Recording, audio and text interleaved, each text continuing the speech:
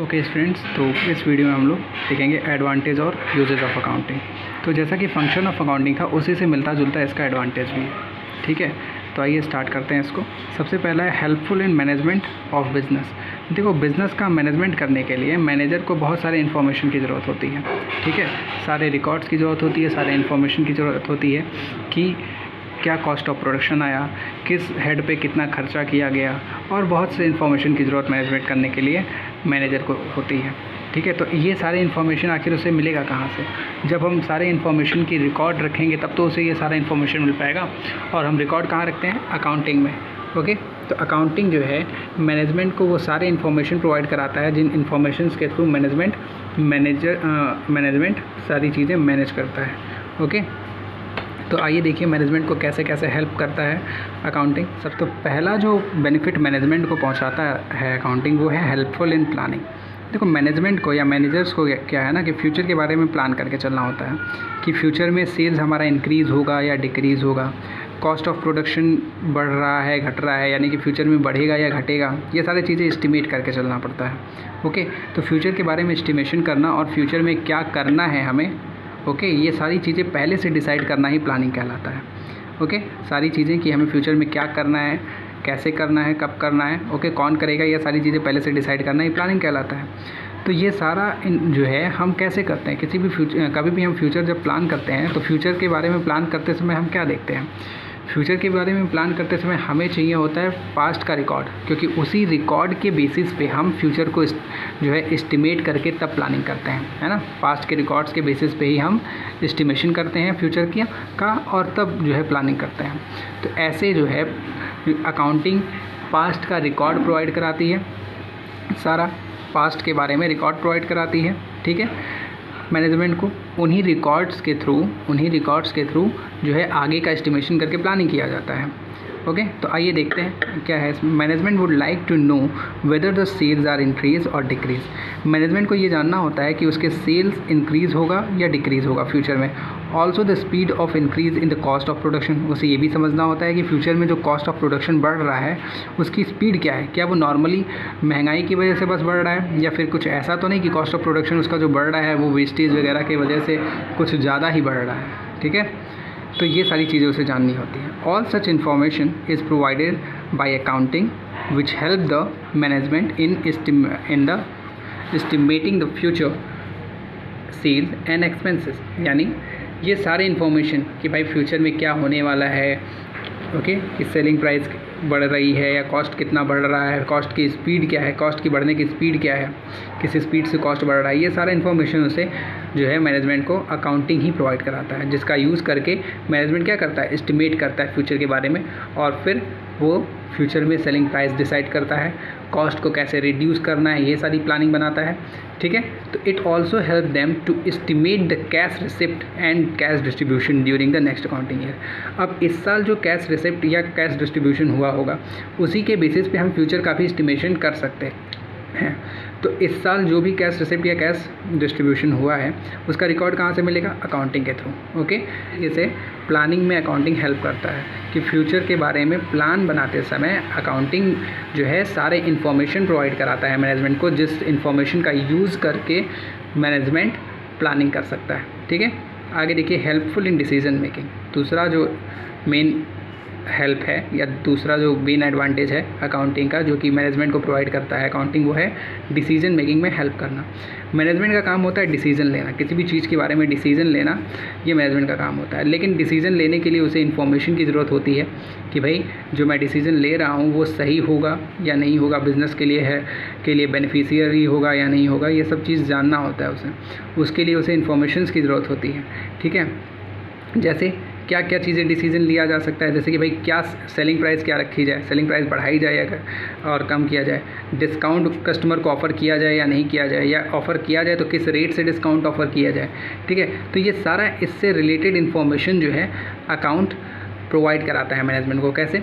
Selling price decide करते समय हमें ये जानना होगा कि हमारी कॉस्ट कितनी है। ठीक है, हमारी कॉस्ट कितनी पड़ी है। तो कॉस्ट के बारे में जब हम कॉस्ट अकाउंटिंग करते हैं तो हमें इन्फॉर्मेशन पता चलेगा कि भाई हमारा पर यूनिट कॉस्ट क्या है। तो जब पर यूनिट कॉस्ट पता चलेगा तो फिर हम सेलिंग प्राइस डिसाइड करते हैं, ठीक है। ऐसे ही डिस्काउंट प्रोवाइड करना है कस्टमर को, तो हमें अपनी जो है कैश का बैलेंस देखना पड़ेगा कि भाई हमारे पास पैसा कितना है, उस हिसाब से हम डिस्काउंट प्रोवाइड कर सकते हैं या नहीं कर सकते हैं कस्टमर को। तो ये सारा इन्फॉर्मेशन अकाउंटिंग के थ्रू प्रोवाइड कराया जाता है, जिसका यूज़ करके मैनेजमेंट जो है डिसीजन लेता है। ओके, हेल्पफुल इन कंट्रोलिंग के थ्रू मैनेजमेंट जो है वो कॉस्ट पे कंट्रोल रखता है, वेस्टेज पे कंट्रोल रखता है, ठीक है, जिससे कि कॉस्ट रीज़नेबल हो, यानी रीज़नेबल कॉस्ट हो। कहने का मतलब बहुत ज़्यादा महंगा ना पड़े किसी चीज़ का प्रोडक्शन, और किसी भी डिपार्टमेंट में ओवर स्पेंडिंग ना हो, किसी भी डिपार्टमेंट में ओवर स्पेंडिंग ना हो, कुछ ज़्यादा खर्चा ना हो, फालतू का खर्चा ना हो, यानी वेस्टेज वगैरह ना हो। तो ये सारी चीज़ें कंट्रोल करने के लिए जो है मैनेजमेंट को इन्फॉर्मेशन चाहिए होता है कि किस हेड पे कितना खर्चा किया जा रहा है, ठीक है, किस हेड पे कितना खर्चा किया जा रहा है, किस डिपार्टमेंट में कितना खर्चा किया जा रहा है। ओके, तो ये सारा इन्फॉर्मेशन मिलेगा कहाँ से, उसे रिकॉर्ड्स के थ्रू, जो रिकॉर्ड उसे अकाउंटिंग ही प्रोवाइड कराता है। इस तरीके से कंट्रोलिंग में भी हेल्पफुल है अकाउंटिंग, ठीक है। आगे देखिए, दूसरा है provide complete and systematic record. तो इसके बारे में तो हम लोग ऑलरेडी कई बार बात कर चुके हैं कि बिज़नेस में हज़ारों ट्रांजेक्शन होता है साल भर में, एक साल में हज़ारों ट्रांजेक्शन होता है। अगर आपका एक छोटा भी बिज़नेस है तो भी आप हज़ारों ट्रांजेक्शन एटलीस्ट एक साल में 5,000-6,000 ट्रांजेक्शन्स तो कर ही लेते हैं। अगर आपका एक छोटा बिज़नेस है नॉर्मल, तब भी सेलिंग, परचेजिंग, सैलरी देना, वेजेस देना, ये सब मिला जुला के कम से कम 5,000-10,000 ट्रांजेक्शन कर लेते हैं हम लोग। तो अब इन सारे ट्रांजेक्शन्स को जो है याद रखना पॉसिबल नहीं होता है, ठीक है। It is not possible to remember each and every transaction, है ना। सारे ट्रांजेक्शन्स को याद रखना पॉसिबल तो है नहीं, तो इसलिए क्या ज़रूरत है कि हम उन सारे ट्रांजेक्शन्स को रिकॉर्ड कर लें। और रिकॉर्ड हम कहाँ करते हैं, अकाउंट्स में। अकाउंट्स का यूज़ करके हम इन सारी चीज़ों को सिस्टमैटिकली रिकॉर्ड रखते हैं, जिससे कि फ्यूचर में हमें जब भी ज़रूरत हो, किसी भी ट्रांजेक्शन के बारे में इंफॉर्मेशन चाहिए हो कि भाई हमने किसके साथ क्या ट्रांजेक्शन किया था, किससे कितना लेना है, किसको कितना देना है, ये सारा अगर कोई भी इन्फॉर्मेशन चाहिए होगा तो हम आराम से जो है वहाँ से इन्फॉर्मेशन निकाल सकते हैं उस रिकॉर्ड के थ्रू।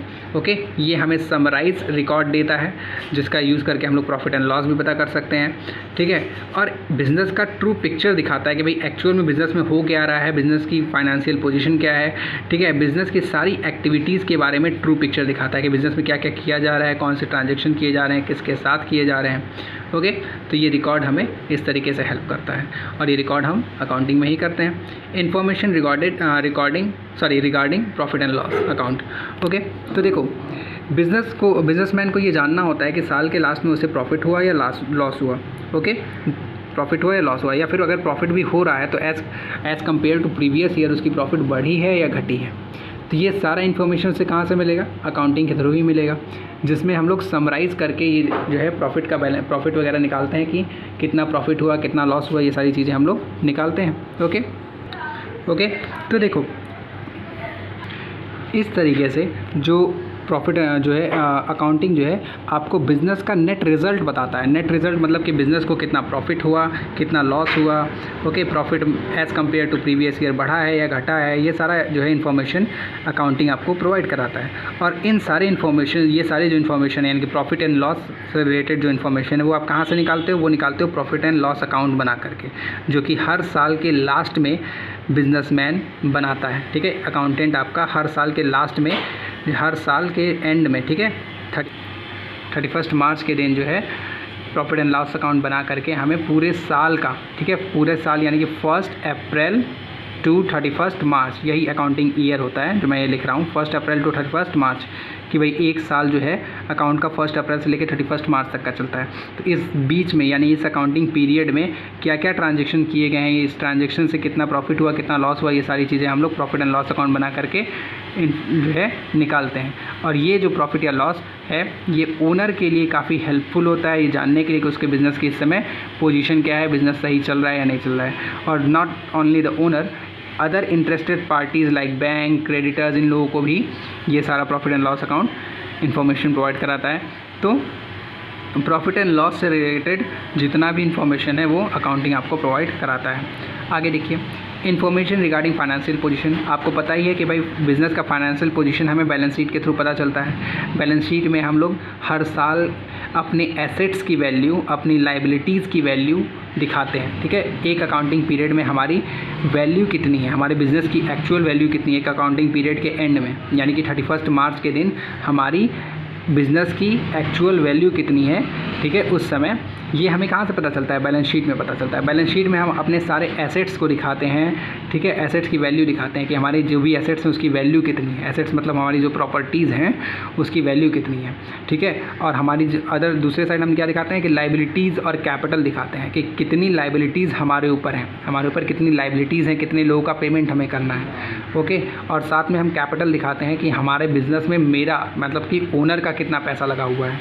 ठीक है, ये सारे इन्फॉर्मेशन हम लोग जो है बैलेंस शीट में दिखाते हैं। तो इन सारे इन्फॉर्मेशन के थ्रू हमें बिज़नेस का फाइनेंशियल पोजीशन पता चलता है।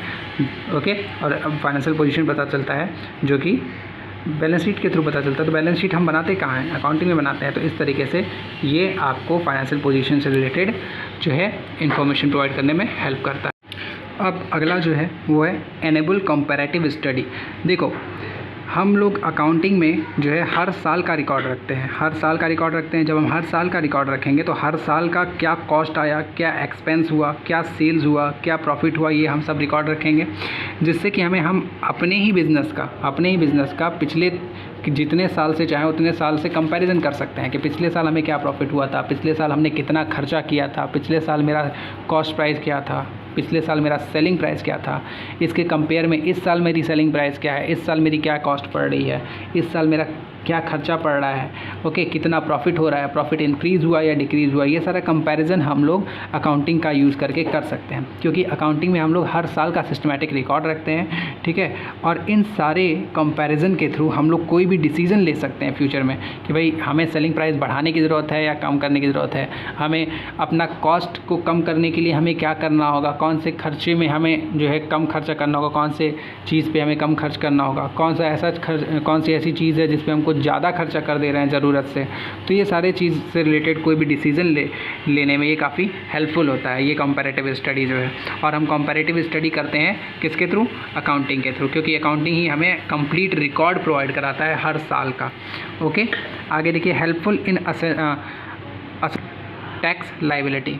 ओके, देखो, जब भी हमारे ऊपर जीएसटी या टैक्स लगता है तो वो टैक्स या जीएसटी ऐसे ही नहीं लगता है आप ओरली बोल करके कि भाई मुझे इस साल इतने का सेल हुआ, इतने का प्रॉफिट हुआ, ये बोल करके आप अपने ऊपर जीएसटी या टैक्स नहीं लगवाते हो। आपको रिकॉर्ड शो करना होता है कि आपका एक्चुअल में कितना सेलिंग हुआ, कितना का परचेज़ किया आपने, कितनी की प्रॉफिट हुई, ये सारा रिकॉर्ड दिखाना पड़ता है। और ये सारे रिकॉर्ड के ऊपर ही आपका जीएसटी और टैक्स जो है डिपेंड है, यानी कि जीएसटी एंड टैक्स वगैरह जो है आपके रिकॉर्ड पे ही लगता है। ओके, तो जीएसटी या टैक्स लायबिलिटी आपका कितना आएगा ये इसको असेसमेंट करने में आपको हेल्प करता है अकाउंटिंग।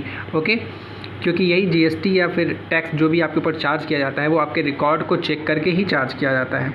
ठीक है, तो देखिए क्या है, properly maintain record will be of great help when the firm assessed to income tax और जीएसटी, यानी कि इनकम टैक्स या जीएसटी कितना लगना है आपके ऊपर, इसको असेस्ट करते समय आपके रिकॉर्ड ही आपको हेल्प करते हैं कि आपने कितने का सेल किया, कितने का परचेज़ किया, उसी के बेसिस पे आपके ऊपर जीएसटी या फिर इनकम टैक्स लगता है।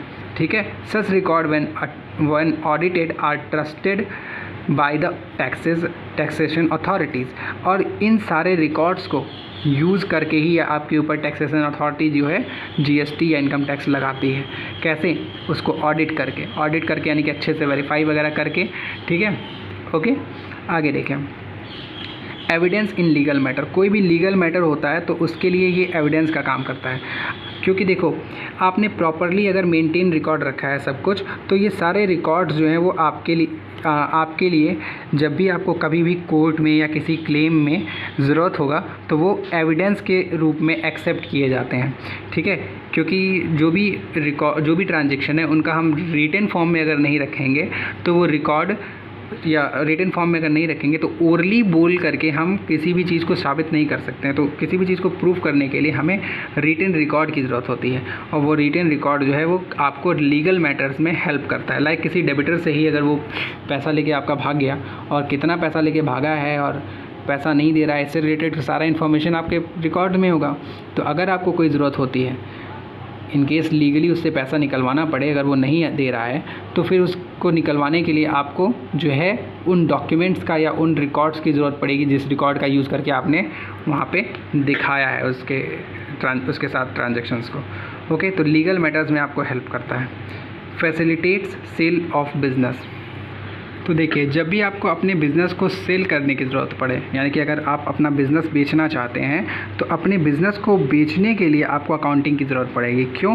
क्योंकि आपके बिज़नेस की एक्चुअल प्राइस क्या है, प्रॉपर प्राइस क्या होगी, ये सारा जो है ये प्राइस डिटरमाइन करते समय, ये प्राइस डिसाइड करते समय आपको आपके अकाउंट्स की ज़रूरत पड़ेगी। क्योंकि जो आपने बैलेंस शीट में जो फाइनेंशियल पोजीशन दिखाया है उसमें उस बैलेंस शीट में आपने सारे एसेट्स की वैल्यू दिखाई होगी, ठीक है, लाइबिलिटीज़ की वैल्यू दिखाई होगी। उसी के बेसिस पे आपके बिज़नेस का प्राइस डिसाइड किया जाता है। आपके जैसे कि मान लीजिए अगर आपके पास टोटल 10 लाख का एसेट्स है, ठीक है, और 2 लाख रुपए की लाइबिलिटी आपके ऊपर पड़ी हुई है, ठीक है, मान लीजिए 10 लाख का एसेट्स है, 2 लाख 3 लाख की लाइबिलिटी आपके ऊपर पड़ी हुई है, तो एसेट्स आपके पास 10 लाख का मान लीजिए है। रुकिए 1 मिनट में कॉपी लेता हूँ फिर बताता हूँ आपको। मान लीजिए कि बैलेंस शीट ऐसे ही कुछ है, ये रफ फिगर है कि मान लीजिए बैलेंस शीट में आपने 10 लाख रुपए की एसेट्स दिखा रखा है, ठीक है, आपने 10 लाख रुपए का एसेट्स दिखा रखा है। ओके, मान लीजिए 10 लाख रुपए एसेट्स साइड में दिखा रखा है। ओके, और लाइबिलिटी साइड में 2 लाख रुपए दिखा रखा है। यहाँ पे और भी चीज़ें होती हैं जिसका यूज़ करके हम लोग दोनों साइड बराबर रखते हैं। अभी बस मैं रफली समझाने के लिए कोशिश कर रहा हूँ कि भाई कैसे आपको आपके रिकॉर्ड्स जो है बिज़नेस की सेलिंग प्राइस डिसाइड करने में कैसे हेल्प करती है, ठीक है। मतलब बैलेंस शीट का ये रफ फॉर्मेट है, इसमें और भी चीज़ें होंगी जो यूज़ करके ये दोनों साइड बराबर हो जाएगा 10-10 लाख, लेकिन अभी मैं बस ये इसलिए समझा रहा हूँ कि कैसे जो आपका रिकॉर्ड है वो आपके बिज़नेस को बेचते समय हेल्प करता है। अगर आप अपना बिज़नेस ही पूरा दुकान ही बेचना चाहते हैं तो जब आप बैलेंस शीट में ओवरऑल 10 लाख रुपए एसेट साइड में दिखा रखे हो, यानी कि आपकी प्रॉपर्टी कितने की है 10 लाख की, आपके ऊपर लाइबिलिटी कितनी है 2 लाख रुपए की, तो आपकी सेलिंग प्राइस डिसाइड करते समय ये हेल्पफुल है। कैसे कि एक तरफ आपके ऊपर उधारी है 2 लाख रुपए और आपके पास प्रॉपर्टी है 10 लाख की, यानी कि आपकी सेलिंग प्राइस कितनी हो गई 8 लाख रुपए, ठीक है। अगर इस रिकॉर्ड के बेसिस पे चला जाए, बैलेंस शीट के बेसिस पे, तो आपकी सेलिंग प्राइस कितनी होगी 8 लाख, मतलब प्रॉपर्टी 10 लाख का 2 लाख उधार, यानी पहले तो उधार का पेमेंट करोगे, उसके बाद आपके पास प्रॉपर्टी कितनी रह गई 8 लाख, तो जितनी की प्रॉपर्टी रह गई वही आपकी सेलिंग प्राइस है। हालांकि एक्चुअल में ये 8 लाख में नहीं बिकेगा और ज़्यादा भी इससे चार्ज किया जा सकता है या और कम भी चार्ज किया जा सकता है, लेकिन फिर भी एक बेस तो आपको ये दे रहा है ना, फिर भी आपको एक बेस तो दे रहा है कि भाई कितना कम से कम कितना आपके सेलिंग प्राइस होनी चाहिए बिज़नेस की।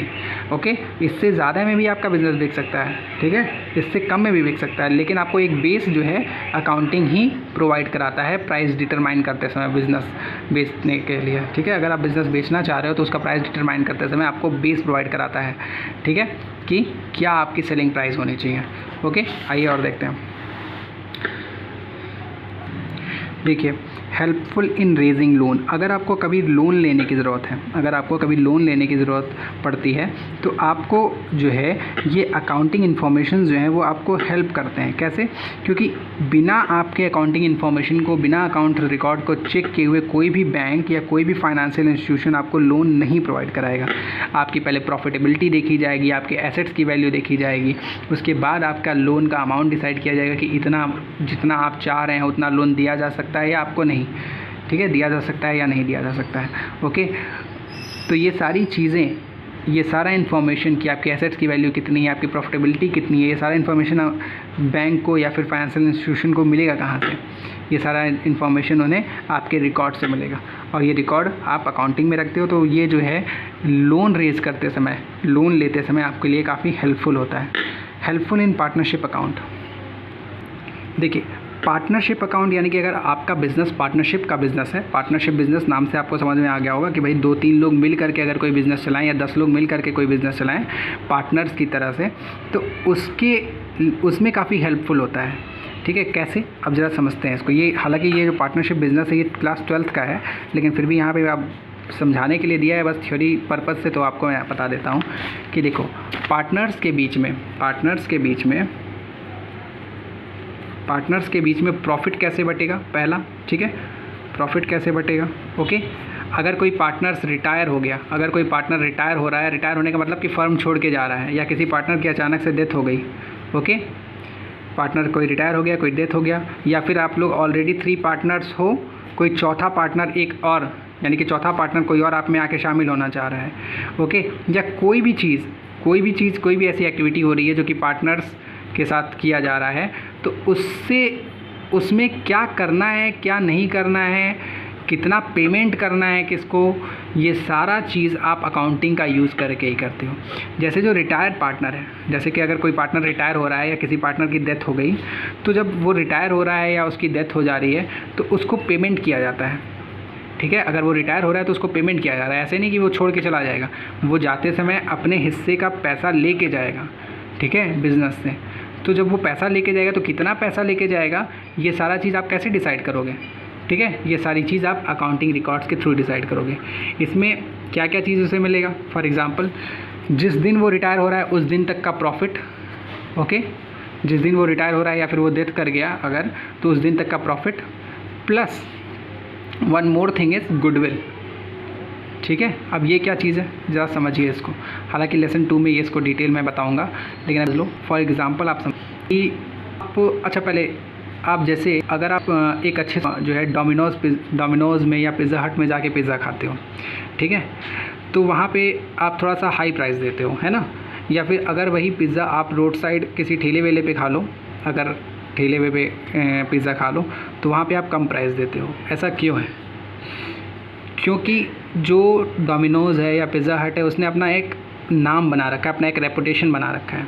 या हाई प्रोफाइल बिज़नेस जो है या हाई प्रोफाइल रेस्टोरेंट जो है, वहाँ पे जाके आप ज़्यादा महंगे में चीज़ें ख़रीदते हैं, ना कि रोड साइड या किसी छोटे दुकान से आप सस्ते में ख़रीदते हो। तो आप किसी हाई प्रोफाइल बिज़नेस में या रेपुटेटेड दुकान पे जा कर के ज़्यादा पैसा खर्च कर रहे हो। क्यों? क्योंकि उसकी एक रेपुटेशन बनी हुई है ना। अब वो रेपुटेशन उसको कुछ एक्स्ट्रा कमाने में हेल्प कर रही है ना। नॉर्मल प्राइस से कुछ ज़्यादा आपसे चार्ज किया जा रहा है वहाँ पे उसी रेपुटेशन के नाम पे, तो वो रेपुटेशन जो है ना वो बिज़नेस की गुडविल कहलाती है। यानी मतलब वो रेपुटेशन जो कि आपको कुछ नॉर्मल प्राइस से ज़्यादा कमाने में हेल्प करे। अब ये गुडविल होता कैसे जनरेट होता है, कैसे आपका रेपुटेशन बनेगा? नॉर्मल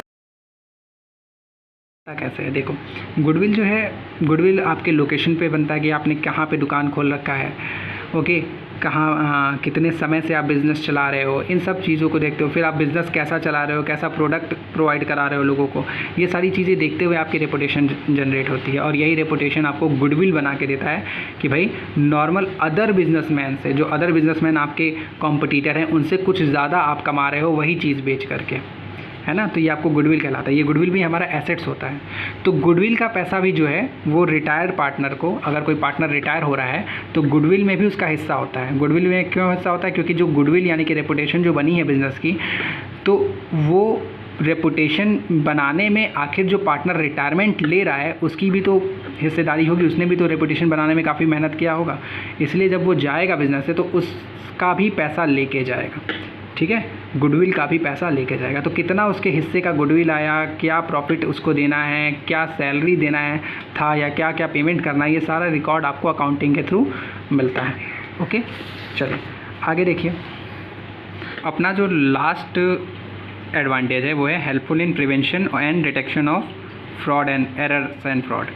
देखो, जब आप सब कुछ का सिस्टमेटिकली रिकॉर्ड रखोगे, सारी चीज़ों का सिस्टमेटिकली रिकॉर्ड रखोगे, तो वहाँ पे फ्रॉड करना थोड़ा सा मुश्किल होगा। अगर आप वही रिकॉर्ड नहीं रखते हो तो आपसे कोई भी फ्रॉड कर सकता है। आपसे आज सामान लेगा उधार पे और कल बोल देगा कि भाई नहीं, आपने मुझे उधार नहीं दिया है, या इतने का नहीं, 100 रुपये का नहीं, मैंने आपसे 50 रुपये का सामान लिया था।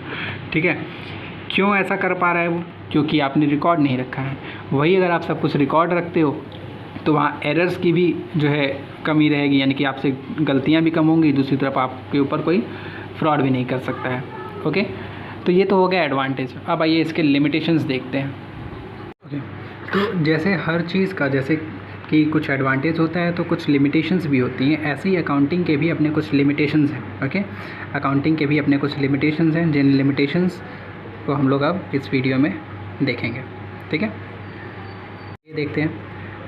देखो, अकाउंटिंग आपको प्रॉफिटेबिलिटी एंड फाइनेंशियल साउंडनेस के बारे में तो बताता है, लेकिन कुछ इसके अपने लिमिटेशंस भी हैं। उन लिमिटेशंस को आइए स्टार्ट करते हैं। पहला है influenced by personal judgement. Personal judgement के हिसाब से ये इन्फ्लुएंस्ड होता है। ठीक है, मतलब कहने का ये देखो, अकाउंटिंग जो है ना एग्जैक्ट साइंस तो है नहीं। ओके, इसमें पर्सनल जजमेंट का बहुत ज़्यादा असर पड़ता है। पर्सनल जजमेंट कहने का मतलब अलग अलग लोग अपना अलग अलग ओपिनियन दे सकते हैं इसमें, ठीक है। कैसे? फॉर एग्ज़ाम्पल आइए इस बुक का एग्ज़ाम्पल समझते हैं। देखो, एक चीज़ होता है डेप्रिसिएशन, ठीक है। ये क्या है पहले मैं आपको समझाता हूँ, तब समझ में आएगा। डेप्रिसिएशन कि भाई आपका जो भी आप एसेट्स ख़रीद रहे हो, कोई भी एसेट्स अगर आप ख़रीदते हो तो उसके यूज़ के साथ साथ जैसे जैसे आप उसको यूज़ करते जाओगे, या इन केस आप रखे भी रहते हो, यूज़ नहीं कर रहे हो, टूट रहा है, फूट रहा है, तो उसके यूज़ के साथ साथ क्या होता है, उसकी वैल्यू धीरे धीरे कम होती जाती है ना। जैसे कि अगर आपने आज बाइक ख़रीदी तो जाहिर सी बात है कि 6 महीने बाद, साल भर बाद उसकी वैल्यू कुछ कम हो जाएगी, ओके। साल भर बाद अगर आप उसको बेचने जाएंगे तो उसका आपको कम पैसा मिलेगा, जितने में आपने ख़रीदा था उससे कम। तो इसी जो ये रिड्यूस है, जो ये रिडक्शन है वैल्यू में रिडक्शन है, यही रिडक्शन डेप्रिसिएशन कहलाता है। हर एक बिजनेसमैन अपने एसेट्स की वैल्यू को हर साल कुछ ना कुछ डेप्रिसिएट करते जाता है, क्योंकि उसने मशीन यूज़ की है तो उसकी वैल्यू जाहिर सी बात है कि कम होती जाएगी, और फ्यूचर में उसे दोबारा से मशीन ख़रीदना है। इसकी वजह से उस जो है वो इस डेप्रिसिएशन को दिखाते जाता है कि इतने की मशीन मैंने इस साल यूज़ कर ली। लेकिन एग्जैक्ट डेप्रिसिएशन लगाना क्या पॉसिबल है? क्या जब तक हम अपने इस बाइक को बेचने नहीं जाएंगे तब तक मुझे उस बाइक की मार्केट वैल्यू पता चलेगी? फॉर एग्ज़ाम्पल, मैंने आज 50,000 रुपये की अगर एक बाइक ख़रीदी है, मैंने 1 साल चलाया इसे, ठीक है। 1 साल चलाने के बाद मैं ये एज्यूम कर रहा हूँ कि 40,000 रुपये मुझे इसे बेचने पे मिल जाएगा। बट क्या 40,000 एग्जैक्ट मुझे मिल ही जाएगा? क्या ये पॉसिबल है? हो सकता है इससे ज़्यादा मिल जाए, हो सकता है इससे कम मिल जाए। मतलब मैं क्या मान रहा हूँ? मैं मान रहा हूँ कि 10,000 रुपये मैंने यूज़ कर लिया, 10,000 रुपये मैंने डेप्रिसिएट कर दिया, लेकिन क्या 10,000 डेप्रिसिएट हुआ होगा एक्चुअल में? इससे कम भी हो सकता है, इससे ज़्यादा भी हो सकता है। वो तो तब पता चलेगा ना जब मैं इस बाइक को एक्चुअल में बेचने जाऊँ। तो डेप्रिसिएशन किस अमाउंट के साथ लगाना है, ठीक है, ये हमें अपने पर्सनल जजमेंट के हिसाब से चलना पड़ता है, ओके। जो कि एग्जैक्ट डेप्रिसिएशन लगा पाना पॉसिबल नहीं होता है। तो पहला तो ये आपको दिखा कि पर्सनल जजमेंट पे डिपेंड होता है। कैसे? लाइक डेप्रिसिएशन एक एग्जांपल हो गया। दूसरा हम एक करते हैं प्रोविज़न। हम बहुत सारे प्रोविज़न्स बना के चलते हैं, ठीक है। प्रोविज़न्स का मतलब है कि हम जो है ये मान के चलते हैं कि कुछ हमें फ्यूचर में लॉस हो सकता है, उस लॉस के लिए पहले से ही रिज़र्व वगैरह बना के चलते हैं कि अगर इनकेस ये लॉस होता है तो हम उस लॉस को यहाँ से कवर कर लेंगे। फॉर एग्ज़ाम्पल, एक लॉस है बैड डेब्ट्स, ठीक है। ये सब अकाउंटिंग वर्ड है जो कि हम आगे डिस्कस करेंगे लेसन 2 में। अभी मैं समझा रहा हूँ आपको कि जैसे कि बैड डेब्ट्स में क्या है कि हम ये मान के चलते हैं कि हमारे जितने की भी डेटर्स हैं, डेटर्स कहने का मतलब जिन लोगों ने हमसे उधार लिया है, उनमें से कुछ लोग भाग जाएंगे, मतलब वो लोग पैसा नहीं देंगे, ठीक है। तो इसके लिए हम पहले से प्रोविज़न बना के चलते हैं कि भाई हम मान के चलते हैं, फॉर एग्ज़ाम्पल लाइए कि भाई इस साल मेरे 10,000 रुपये के डेटर्स ऐसे होंगे जो कि डूब जाएंगे, ठीक है। इस साल मेरे 10,000 रुपये के ये ऐसे डेटर्स होंगे जो कि डूब जाएंगे। ये हम पहले से ही प्रोविज़न बना के चलते हैं ताकि जब ये एक्चुअल में मुझे ये लॉस हो तो मेरे ऊपर बर्डन ना पड़े, ठीक है। हम प्रोविज़न बना के चल रहे हैं, यानी कि एक रिज़र्व बना के चल रहे हैं कि फ्यूचर में मुझे 10,000 रुपये का मेरा पैसा डूब सकता है। तो हम जब पहले से ही रिज़र्व बना के चलेंगे और वहाँ एक्चुअल में डूबता है वो पैसा, तो फिर हम वो यहाँ से कवर कर सकते हैं, है ना। तो इसी के लिए हम प्रोविज़न बना के चल रहे हैं।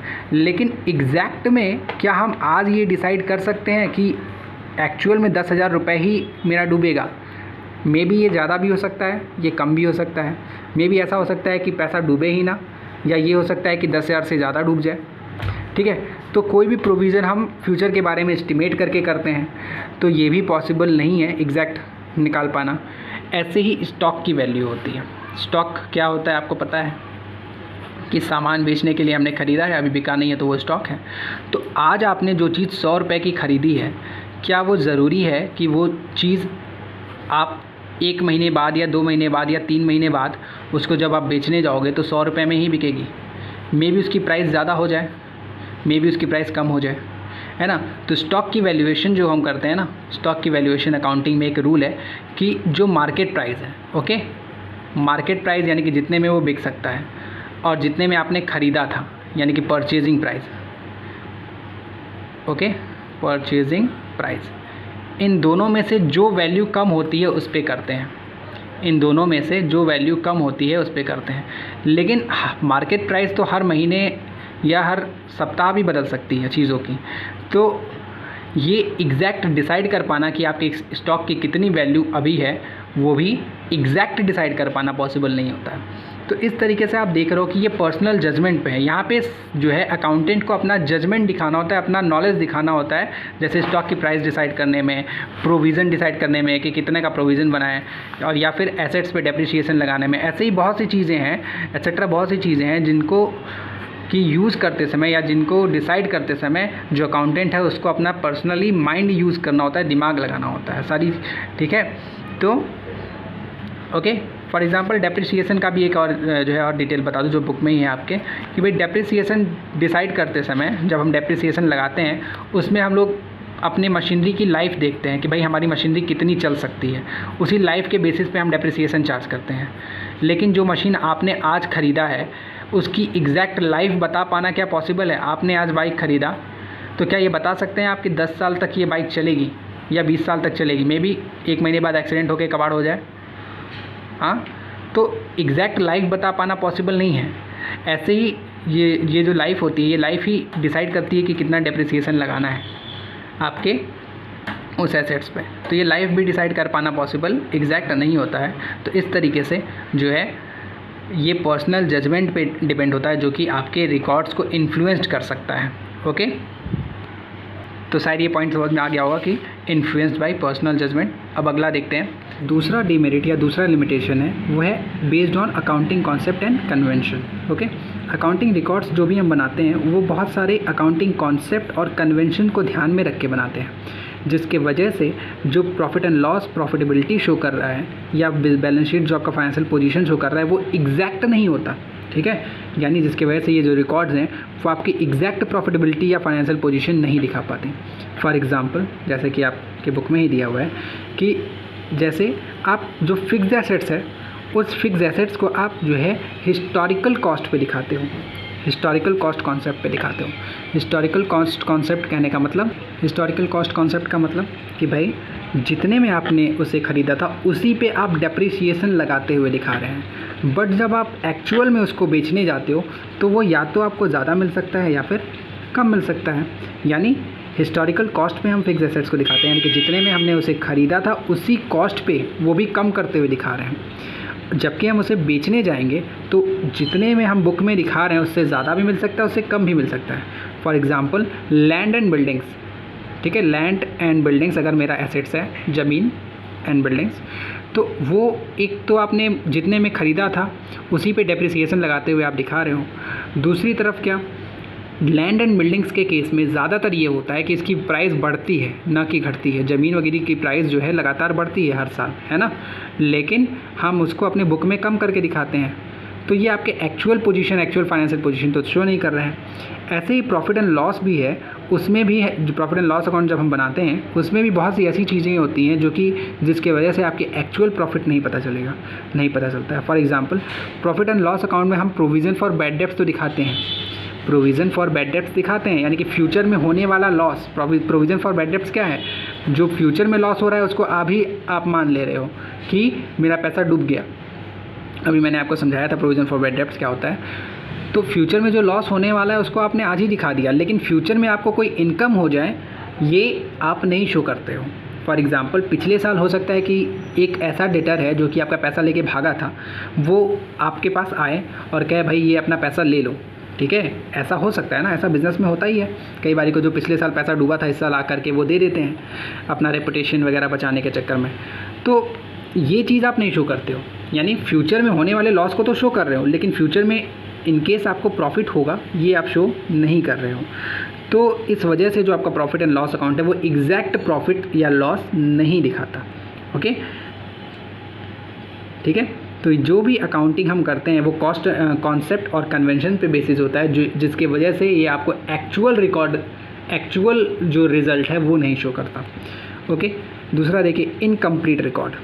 Accounting statement provides only the incomplete information, आपको केवल इनकम्प्लीट इन्फॉर्मेशन दिखाता है। क्यों भाई, जो आपका प्रॉफिट एंड लॉस है, एक्चुअल प्रॉफिट एंड लॉस तभी पता चलेगा जब हम बिज़नेस को बंद करेंगे। जब हम बिज़नेस को बंद करेंगे, सारी चीज़ें बेचेंगे, तब हमको पता चलेगा कि भैया हमने 10 लाख लगाया था, 12 लाख में बिका, यानी कि 2 लाख प्रॉफिट हुआ। लेकिन जो प्रॉफिट एंड लॉस शो करता है अकाउंट वो एक्चुअल नहीं होता है, ठीक है। वो कॉस्ट वो जो है वो कॉन्सेप्ट एंड कन्वेंशन पे बेसिस होता है। इसके वजह से उसमें कुछ ना कुछ जो है सही नहीं रहता है। उसमें कई सारे जो है इंक्रीज़ या डिक्रीज़ अगर आप बेचने जाएँ या बिज़नेस को बंद करने जाएँ तो आपको पता चलेगा। ओके, आप आगे देखिए, omission of quality information, qualitative information. Okay, तो देखिए omission of qualitative information, accounting में हम सिर्फ और सिर्फ मनी टर्म में जो चीज़ें एक्सप्रेस की जाती हैं उसी को रिकॉर्ड करते हैं। क्वालिटेटिव एस्पेक्ट्स को हम लोग भूल जाते हैं, मतलब कि रिकॉर्ड ही नहीं करते हैं, है ना। जैसे एक अच्छा मैनेजर है आपका, वो कितना अच्छा मैनेजमेंट कर रहा है इस पर भी आपके बिज़नेस के सक्सेसफुल होने का चांस डिपेंड करता है कि कितना सक्सेस आपका बिज़नेस है, वो आपके मैनेजमेंट पे भी डिपेंड करता है। बट इससे रिलेटेड कोई भी रिकॉर्ड हम रखते ही नहीं हैं। तो हम जो ये कर रहे हैं ये भी एक जो है अकाउंट्स में गलती है। कैसे भाई? कमी है अकाउंट की। Qualitative aspect of business units are completely omitted from the book as these cannot be expressed in the money term। जो भी क्वालिटेटिव एस्पेक्ट्स हैं लाइक अच्छा मैनेजमेंट या फिर लेबर और मैनेजमेंट के बीच में कोई प्रॉब्लम चल रही है, लाइक स्ट्राइक है, ये सारी चीज़ें हम दिखाते ही नहीं हैं, ठीक है। या मैनेजमेंट का की क्या एबिलिटी है, ठीक है, मैनेजर्स की क्या एबिलिटी है, लेबर्स की क्या कैपेसिटी है, लेबर्स कितना अच्छा काम कर रहे हैं, ये सारी चीज़ें हम दिखा ही नहीं रहे हैं। तो क्वालिटेटिव एस्पेक्ट्स को हम शो नहीं करते हैं। क्यों? क्योंकि इसको मनी के टर्म में हम लोग मेज़र नहीं कर सकते हैं, इसलिए हम इसको अपने बुक में शो नहीं करते हैं, ठीक है। तो ये एक बहुत बड़ी कमी है इसमें। 10 changes in management, like management में कोई चेंज आ गया, आपका मैनेजर एक अच्छा मैनेजर था वो चला गया, वो हम नहीं दिखा रहे हैं। रेपुटेशन ऑफ द बिज़नेस की रेपुटेशन कम हुई ज़्यादा हुई, ये भी हम नहीं दिखा रहे हैं। कॉर्डियल मैनेजमेंट लेबर रिलेशन, ठीक है, मैनेजमेंट और लेबर के बीच में क्या रिलेशन है, लाइक कभी स्ट्राइक हो रहा है, कभी क्या रिलेशन है, उनके बीच में बहुत अच्छा रिलेशन है, ये सारी चीज़ें जो भी है वो सब हम नहीं शो कर रहे हैं। Firm's ability to develop new product develop करने की जो एबिलिटी है फर्म की वो भी हम नहीं शो कर रहे हैं। ये सारा क्या है? ये सारा क्वालिटेटिव एस्पेक्ट है बिज़नेस का, क्वालिटी बता रहा है बिज़नेस का, है ना। लेकिन ये सारी चीज़ें हम बिज़नेस के अकाउंट्स में नहीं शो करते हैं। फॉर एग्जांपल और भी है, इफ़िशियंसी ऑफ मैनेजमेंट कितना एफिशिएंट है, कितने अच्छे से मैनेजमेंट कर रहा है। सेटिस्फेक्शन ऑफ कस्टमर्स का क्या, कैसे सेटिस्फाइड हैं, कैसे नहीं सेटिस्फाइड हैं, ये सब चीज़ भी हम नहीं दिखा रहे हैं। ओके, तो ये सारी चीज़ें क्योंकि बिज़नेस को बहुत ज़्यादा असर करती हैं, ये सारी चीज़ें जो हैं बिज़नेस के प्रॉफिट पे बहुत ज़्यादा असर करती हैं, लेकिन हम दिखाते ही नहीं हैं अपने बुक में। तो ये एक बहुत बड़ी कमी है। बेस्ड ऑन हिस्टोरिकल कॉस्ट, अपना जो 5वां लिमिटेशन है वो क्या है? Based on historical cost. देखो अकाउंट्स में जो भी हम रिकॉर्ड रखते हैं वो हिस्टोरिकल कॉस्ट पे रखते हैं, मतलब उसके ओरिजिनल कॉस्ट पे। जैसे कोई भी एसेट्स हम जब खरीदते हैं तो जिस प्राइस में हमने उसे ख़रीदा है उसी प्राइस पे हम सालों साल उसको दिखाते जाते हैं, ठीक है। जैसे अगर हमने 1 लाख रुपए की कोई मशीनरी ख़रीद रखी है तो उसकी वैल्यू हम अगले साल भी 1 लाख रुपए पे ही शो करेंगे, 1 लाख पे डेप्रिसिएशन चार्ज करके, यानी कि कुछ कम करते हुए दिखाते जाएंगे, ठीक है। स्पेशली लैंड एंड बिल्डिंग के केस में क्या होता है? लैंड एंड बिल्डिंग के केस में प्राइस बढ़ती है, ठीक है। लैंड एंड बिल्डिंग्स की प्राइस जनरली जो है हर साल बढ़ती रहती है। ऐसा नहीं है कि लैंड एंड बिल्डिंग्स की प्राइस घटेगी, लेकिन हम लैंड एंड बिल्डिंग्स को भी डेप्रिसिएशन लगा के दिखाते हैं, और वो भी उसके हिस्टोरिकल कॉस्ट पे, यानी कि जितने में खरीदे थे उसी के हिसाब से उस पर जो है डेप्रिसिएशन लगा के दिखाते हैं, जो कि सही नहीं है। ओके, तो जो भी प्राइस लेवल में चेंज आता है उस प्राइस लेवल में चेंज को हम अपने बुक में दिखाते ही नहीं है, ठीक है, जो कि सही नहीं है। अपने फाइनेंशियल स्टेटमेंट में effect of change in price level को नहीं शो करते हैं, जो कि सही नहीं है, ठीक है। जिससे कि हमारा बैलेंस शीट जो है वो एग्जैक्ट फाइनेंशियल पोजीशन नहीं दिखाता है, ठीक है। क्योंकि भाई हम जो भी चीज़ दिखा रहे हैं, जो भी एसेट्स दिखा रहे हैं, वो सारे एसेट्स किस में हैं? वो सारे एसेट्स हमारे ओरिजिनल कॉस्ट यानी कि जितने में खरीदे थे उसी कॉस्ट पे बेस ले करके हम दिखा रहे हैं, ना कि उसकी मार्केट वैल्यू यानी कि प्रेजेंट टाइम की वैल्यू पे दिखा रहे हैं। ओके, इस वजह से हमारा जो बैलेंस शीट है वो हमारा एक्चुअल पोजीशन नहीं दिखाता है। ओके, अगला जो लिमिटेशन है वो है affected by window dressing. Okay, window dressing का मतलब होता है मैनिपुलेट करना, चीज़ों को मैनिपुलेट करना, अपने हिसाब से सेट करना, ठीक है, अपने फ़ायदे के लिए काम करना।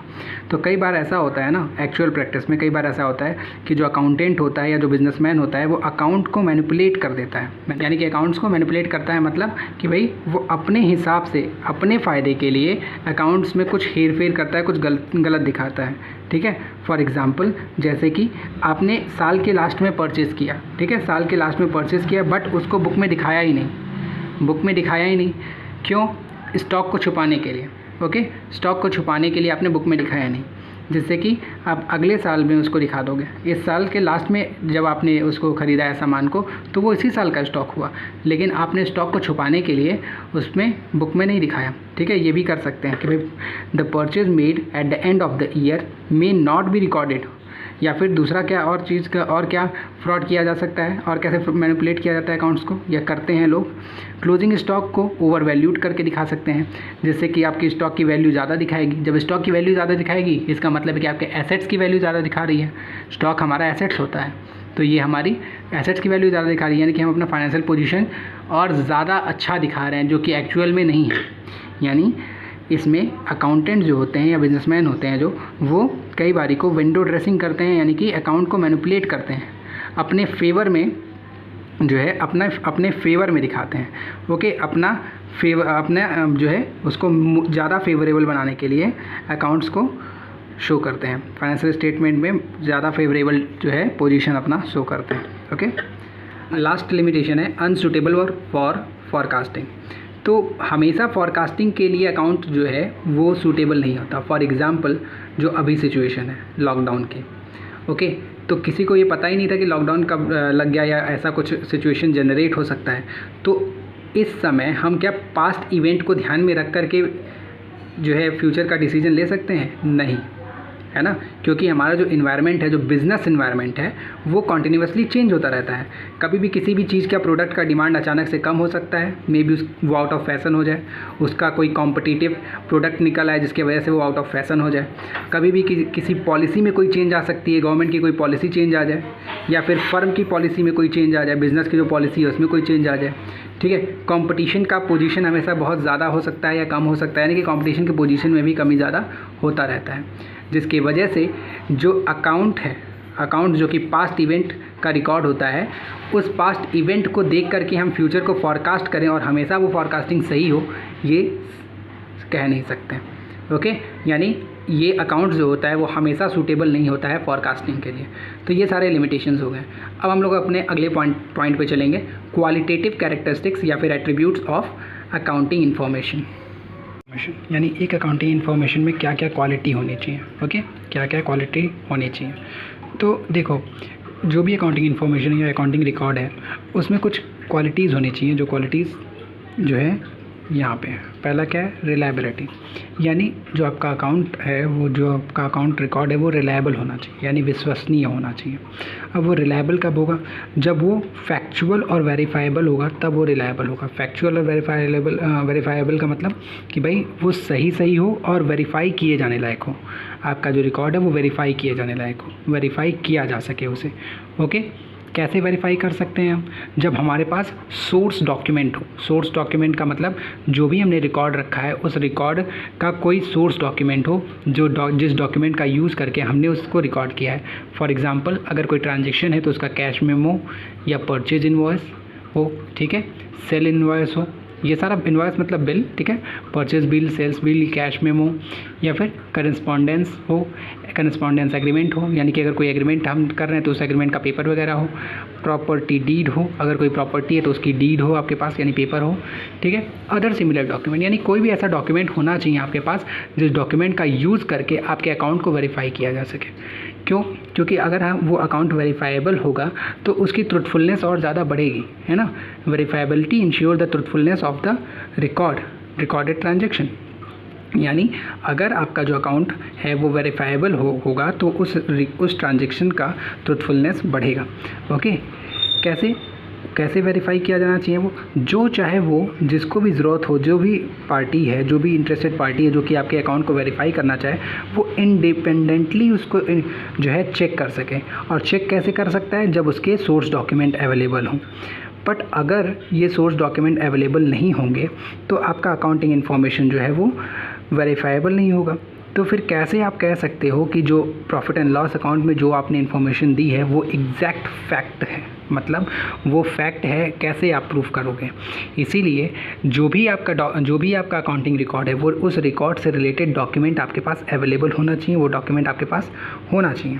ओके, तो जिससे कि वो वेरीफाई किया जा सके जिसका। ओके, तो जब वेरीफाई किया जा सकता है किसी डॉक्यूमेंट किसी रिकॉर्ड को, इसका मतलब है कि वो रिलायबल है। रिलायबल मतलब कि उस पर विश्वास किया जा सकता है कि ये सही है। ओके, फॉर एग्जांपल अगर आप कोई एसेट्स खरीद रहे हैं तो एसेट्स का बिल तो आपके पास होगा, उस बिल का यूज़ करके आप रिकॉर्ड कीजिए बुक में, और उस बिल को हमेशा संभाल के रखिए, ताकि जब भी अगर आपको जो है उस बुक में यानी कि रिकॉर्डिंग बुक में यानी कि जर्नल में, लेजर में या फिर बैलेंस शीट में, जहाँ पे भी आपने उस एसेट की वैल्यू दिखाई है, वहाँ पे जब भी आपको चेक करना हो कि भाई ये इसकी वैल्यू कैसे यहाँ पे इतनी लिखी हुई है, तो उस बिल को उठाइए और चेक कीजिए, जो भी चाहे वो उसे चेक करके वेरीफाई कर सकें। ओके, तो some accounting records are most reliable. ज़्यादातर कुछ ऐसे अकाउंटिंग रिकॉर्ड्स होते हैं जो कि मोस्ट रिलायबल होते हैं। फॉर एग्जांपल फिक्स्ड एसेट्स को हम लोग एक्चुअल कॉस्ट पे दिखाते हैं। एक्चुअल कॉस्ट यानी जितने में ख़रीदा है, ये मोस्ट रिलायबल होगा। क्यों? क्योंकि जितने में हमने ख़रीदा है उसका बिल मेरे पास अवेलेबल होगा, बट मार्केट प्राइस पे हम उसे नहीं दिखाते हैं। देखो यही रीज़न है कि मार्केट प्राइस पे हम नहीं दिखाते हैं, क्योंकि मार्केट में किसी आपके फिक्स्ड एसेट्स का क्या प्राइस है उसका कोई बिल आपके पास नहीं है, लेकिन जितने में आपने ख़रीदा था उसका बिल आपके पास होगा। ठीक है, इसीलिए हम लोग फिक्स्ड एसेट्स को जो है ना उसके एक्चुअल कॉस्ट पे दिखाते हैं, ना कि मार्केट प्राइस पे दिखाते हैं, ना कि मार्केट प्राइस पे। Since the same can be independently verified from the property deed, यानी अगर आप फिक्स्ड एसेट्स को एक्चुअल कॉस्ट पे दिखाओगे तो उसको आप इंडिपेंडेंटली वेरीफाई कर सकते हो। कैसे? उस प्रॉपर्टी डीड से, यानी कि उस फिक्स्ड एसेट्स के पेपर से। But it is not true for some other transactions because accounting is not an exact science. But सारे ट्रांजेक्शन्स के लिए ये पॉसिबल नहीं है कि वेरीफाई किया जा सके। ठीक है, क्यों? For example depreciation charge on fixed assets can not be independently verified since it is based on the estimated useful life of the assets which require personal judgement. Okay, यानी कुछ चीज़ें ऐसी हैं जिनको कि वेरीफाई नहीं किया जा सकता, लाइक डेप्रिसिएशन का कॉन्सेप्ट मैंने आपको समझाया था कि हमारे एसेट्स की वैल्यू कॉन्टिन्यूसली जो है यूज़ के साथ साथ घटती जाती है। तो अब वो कितनी घट रही है ये हम डिसाइड करते हैं एज अ अकाउंटेंट। और वो कैसे डिसाइड करते हैं? वो डिसाइड करते हैं एसेट्स की एस्टिमेटेड लाइफ से, कि कितने साल वो चलेगी, उस पे हम लोग जो है डेप्रिसिएशन निकालते हैं। ओके, इसका अलग से चैप्टर है, वहाँ पे हम लोग डिटेल इसको पढ़ेंगे भी डेप्रिसिएशन को। लेकिन अब वो एस्टिमेटेड लाइफ तो एस्टिमेटेड है, यानी कि हम बस एक एस्टिमेशन कर रहे हैं उसकी लाइफ की, तो इस वजह से डेप्रिसिएशन की वैल्यू भी एस्टिमेटेड है। कोई एग्जैक्ट बिल तो आपके पास होगा नहीं कि कितना डेप्रिसिएशन आपने लगाया, क्योंकि ठीक है डेप्रिसिएशन कितना आपने लगाया इसका एग्जैक्ट बिल तो होगा नहीं, बस आपने रिकॉर्ड कर दिया है और ये भी एस्टिमेशन पे बेस है, तो इसको वेरीफाई करना पॉसिबल नहीं होगा इस तरीके के ट्रांजेक्शन्स को। Okay, personal judgement is also required while valuing stock making provision for doubtful debts. और ऐसे ही पर्सनल जजमेंट और भी जगहों पे यूज़ होते हैं जब हम स्टॉक का वैल्यूएशन करते हैं। स्टॉक का वैल्यूएशन भी मैंने आपको समझाया था कि भाई जितने में ख़रीदे हैं या मार्केट प्राइस, दोनों में से जो कम है ना। तो मार्केट प्राइस तो एटलीस्ट हम एस्टिमेट कर रहे हैं ना, जो मार्केट प्राइस है वो हम एस्टिमेट कर रहे हैं, और हमने जितने में ख़रीदा है वो क्या है, वो तो उसका बिल होगा, लेकिन मार्केट प्राइस एस्टिमेट कर रहे हैं ना, तो यहाँ पे भी एस्टिमेशन आ रहा है, यानी पर्सनल जजमेंट। प्रोविज़न हम कर रहे हैं, प्रोविज़न फॉर डाउटफुल डेट्स, इसका भी कॉन्सेप्ट मैंने समझाया था कि भाई कोई पैसा आपका डूब सकता है फ्यूचर में, तो उसका पहले से प्रोविज़न बना रहे हो, ये भी हम एस्टिमेशन लेके ही चल रहे हैं, यहाँ भी पर्सनल जजमेंट हो रहा है। तो अब ऐसी इस तरीके के ट्रांजेक्शन्स जिनका कि आपके पास डॉक्यूमेंट नहीं है, उस तरीके के ट्रांजेक्शन्स को कैसे हम लोग वेरीफाई करें बताइए।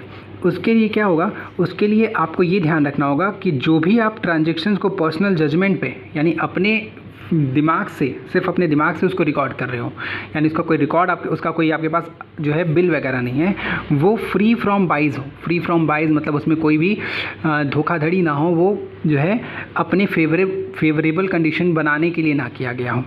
ओके, तो इस तरीके से अगर हम अकाउंट मेंटेन करते हैं, यानी अगर जिन चीज़ों का बिल अवेलेबल हो सकता है वो बिल अवेलेबल रखें, जिन चीज़ों का बिल अवेलेबल नहीं है उस पर फ्री फ्रॉम बाइज ले करके चलें। फ्री फ्रॉम बाइज यानी कि जो है फ्रॉड वगैरह ना करें, ठीक है, तो फिर वो अकाउंट जो है वो आपका रिलायबल होगा, यानी कि विश्वसनीय होगा। अगली क्वालिटी जो है वो है रिलेवेंस। ओके, कि भाई जो अकाउंटिंग इन्फॉर्मेशन है या अकाउंटिंग रिकॉर्ड है वो रिलेवेंस होना चाहिए। रिलेवेंस कहने का मतलब है कि वो according to objective of enterprise होना चाहिए। ठीक है, कि भाई आपके इंटरप्राइज का क्या ऑब्जेक्टिव है उसके अकॉर्डिंग होना चाहिए। ठीक है, unnecessary and irrelevant information should not be included in the financial statement. Unnecessary या इररिलेवेंट इन्फॉर्मेशन को फाइनेंशियल स्टेटमेंट में या अकाउंट्स में नहीं रिकॉर्ड करना चाहिए।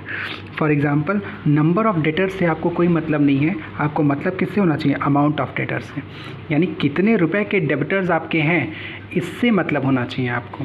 आप जब बुक में रिकॉर्ड करेंगे तो अमाउंट ऑफ डेटर्स रिकॉर्ड करेंगे, ना कि नंबर ऑफ डेटर्स। ओके, कि आपके कितने डेटर्स हैं इससे कोई मतलब नहीं है। कितने डेटर्स मतलब कि कितने लोग ऐसे हैं जो आपको फ्यूचर में पैसा देंगे। ओके, इससे कोई मतलब नहीं है। हमें मतलब किससे है कि हमें कितना पैसा मिलेगा, इन्हीं लोगों से हमें कितना पैसा मिलेगा ये हमारे लिए रिलेवेंट है, बट कितने लोग हैं उससे हमें कोई मतलब नहीं है।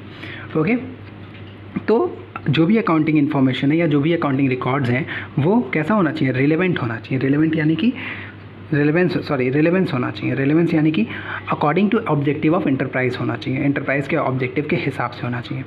To be relevant information must be capable of making difference in decision, that is it must help the management, investors, creditors and others users of the accounting information in making decisions. यानी कि अब ये relevant कब होगा, कोई भी accounting कब relevant मानी जाएगी, जबकि अलग अलग जो यूज़र्स हैं, जो अलग अलग यूज़र्स हैं, लाइक क्रेडिटर्स, इन्वेस्टर्स, ठीक है, क्रेडिटर्स हुए, इन्वेस्टर्स हुए, मैनेजमेंट है, ये जितने भी यूज़र्स हैं इन सबको डिसीज़न लेने में अगर वो हेल्प कर सका तो वो रिलेवेंट माना जाएगा। ठीक है, ओके। अब इन सबकी ज़रूरतें अलग अलग होती हैं, जितने भी यूज़र्स हैं सबकी अपनी अलग अलग ज़रूरतें हैं। एग्जांपल जैसे the information regarding the rate of dividend paid by company in previous year is relevant information for the investor since it provides a basis for forecasting future dividend. Okay, तो जो रेट ऑफ डिविडेंड क्या होगा, ठीक है, ये example है, rate of dividend क्या होगा किसी कंपनी में, ये रिलेवेंट इन्फॉर्मेशन है इन्वेस्टर्स के लिए। अब रेट ऑफ डिविडेंड क्या होता है पहले ये समझ लेते हैं ज़रा सा। ओके, जो लोग इन्वेस्टर्स होते हैं, इन्वेस्टर्स यानी कि जो आपकी कंपनी में पैसा लगाते हैं, कंपनी फॉर्म ऑफ बिजनेस में, ठीक है, अगर आप कंपनी चला रहे हो एक बड़ी सी, तो कंपनी चला रहे हो तो जो उसके इन्वेस्टर्स होते हैं, ठीक है, इसको मैं अभी ज़्यादा डिटेल में नहीं बताऊंगा क्योंकि ये डिटेल में है आपके बिज़नेस स्टडीज़ के लेसन 2 में, वहाँ पे ज़्यादा डिटेल में बात करेंगे। जो इन्वेस्टर्स हैं, जो लोग पैसा लगा रहे हैं, वो होते हैं शेयर होल्डर्स, ठीक है, उन्हीं को शेयर होल्डर्स कहा जाता है। ओके, अब शेयर होल्डर्स के बारे में डिटेल हम लोग बिज़नेस स्टडीज़ में बात करेंगे। अभी बस यही जानो कि जो इन्वेस्टर्स होते हैं, जिन लोगों ने आपके कंपनी में पैसा लगाया है, ठीक है, वो शेयर होल्डर्स होते हैं। इन शेयर होल्डर्स को जो प्रॉफिट मिलता है, यानी कि जो भी आपकी कंपनी में प्रॉफिट होगा, कंपनी में जब प्रॉफिट होता है तो उस प्रॉफिट में से इन लोगों को हिस्सा मिलता है, जो शेयर होल्डर्स हैं, जो इन्वेस्टर हैं, उनको हिस्सा मिलता है, उसी को डिविडेंड कहा जाता है। ठीक है, उसे ही डिविडेंड कहा जाता है। तो डिविडेंड क्या चीज़ है, प्रॉफिट में से शेयर, प्रॉफिट का पार्ट जो कि शेयर होल्डर्स को यानी कि इन्वेस्टर्स को बांटा जाता है। तो रेट ऑफ डिविडेंड क्या होगा, रेट ऑफ डिविडेंड यानी कि कितना किस रेट से हम डिविडेंड देंगे, ये किसके लिए रिलेवेंट है, ये रिलेवेंट है शेयर होल्डर्स के लिए। ये इन्फॉर्मेशन किसके लिए रिलेवेंट है, शेयर होल्डर्स के लिए। ठीक है, इसके आगे चलें हम लोग, क्या कह रहा है, जबकि similarly while reporting debtors in the balance sheet, यानी कि बैलेंस शीट में अगर आप जो है डेटर्स दिखा रहे हो तो क्या रिलेवेंट होगा, अमाउंट ऑफ डेटर्स, ना कि नंबर ऑफ डेटर्स। ठीक है, ओके।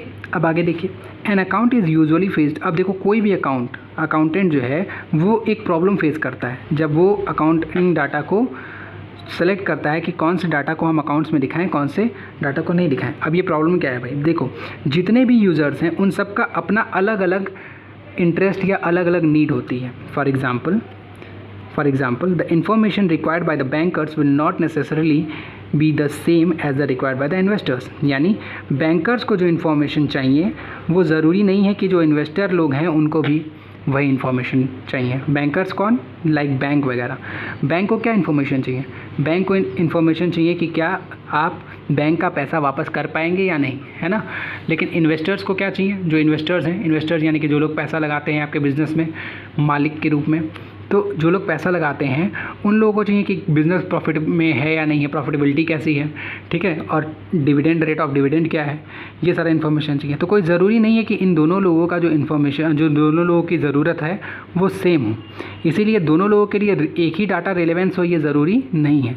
अब इस तरीके की प्रॉब्लम जो है हर एक अकाउंटेंट को झेलना पड़ता है कि हम कौन से डाटा को दिखाएँ जो कि दोनों के लिए रिलेवेंट हो।